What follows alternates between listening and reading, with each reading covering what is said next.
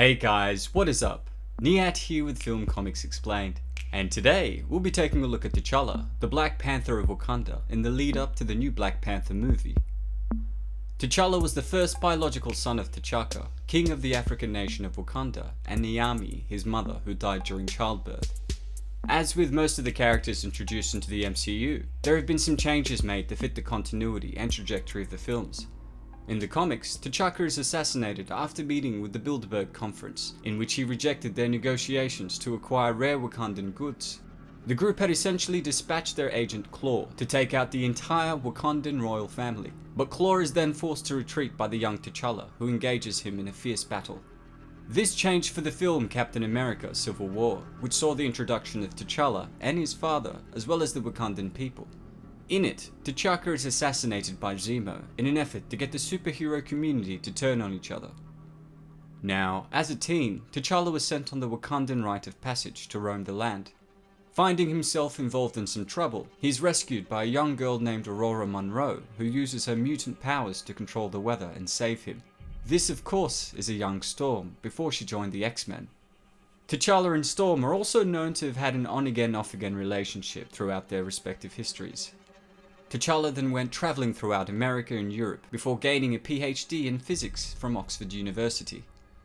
After returning home to Wakanda, he is sent off to find the sacred heart-shaped herb, which had the ability to link him to Bast, the great Panther goddess, who was also the first child of Ra, the Egyptian god. This herb essentially endowed him with superhuman abilities in order to facilitate his role as a new Black Panther, leader of the Panther clan and King of Wakanda. Prior to finding the sacred heart-shaped herb, T'Challa was already a force to be reckoned with. A polymath genius with eidetic memory, who had used his knowledge in science and alchemy to create a new scientific field of study called shadow physics. This was a dangerous discipline that allowed him to track vibranium on a quantum level, and also create weapons that would be particularly effective against vibranium. He's also known as being one of the 8 smartest people on Earth, a list that includes people like Reed Richards, Tony Stark, and Dr. Doom, among others. T'Challa is also an expert martial artist, groomed to be a warrior from birth. Highly skilled in practically all forms of combat and a master of stealth and disguise, T'Challa is credited as being one of the most prodigious fighters to have ever walked the earth. The man is a master tactician and strategist, taught at a young age by his father to be 2 steps ahead of his enemies and 3 steps ahead of his friends. This is played to marvelous effect on numerous occasions, where he's able to outthink and outmaneuver people like Tony Stark and Reed Richards. T'Challa is also an expert tracker and hunter who can speak many languages fluently, allowing him to pursue enemies ruthlessly across the globe without much trouble. All of these are abilities that T'Challa possesses merely as a man, but with the divine empowerment from the Panther goddess Bast, he becomes something else entirely. As the Black Panther, he has the power to draw in all knowledge, strength, and every experience from every previous Black Panther that has existed. His senses are also increased to superhuman levels, as T'Challa can see things at great distances with clarity. His hearing is also enhanced, enabling him to detect sounds that are inaudible to humans, making it near impossible to sneak up on him. The Panther goddess has also endowed T'Challa with superhuman strength and speed, enabling him the ability to hit up to 70 km per hour at full pace. This speed can also be seen during combat, as T'Challa essentially has the ability to attack much faster than the human eye can follow. This is also extended to his reflexes, which allow him to essentially dodge bullets.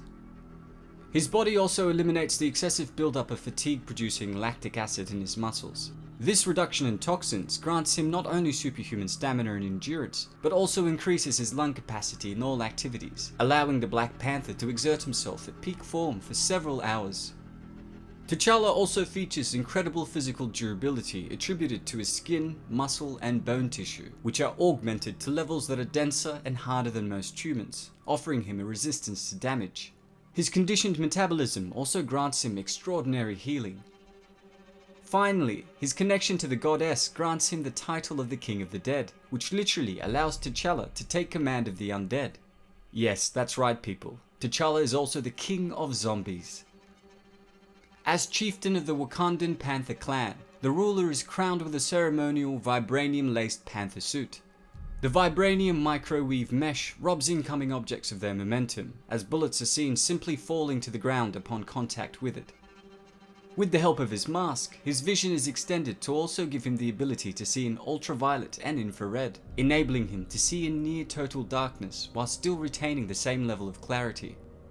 The claws that spring out of the gloves are made of Antarctic vibranium-based anti-metal that can essentially break down practically all metals at the molecular level.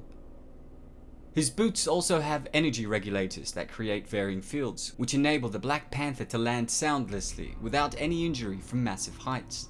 This same field can also be used offensively to shatter or weaken objects, or defensively to rob incoming objects of their momentum. The suit also features a cloaking device which can be configured by a light energy pulse to make him invisible to the naked eye. T'Challa's incredible suit, his powers endowed by the goddess, and his natural abilities make him one of the coolest and my personal favourite superhero in the Marvel Universe. As a man of African descent, it's phenomenal to see more representation on the big screen with the upcoming Black Panther movie, which is set to be released in a few weeks. Well, that's all for today, folks. Thanks to all of you guys who suggested we look at the Black Panther. If there's any other content you would like me to check out, don't hesitate to ask. As always, it's been a pleasure. Niyat here with Film Comics Explained. Thanks for stopping by.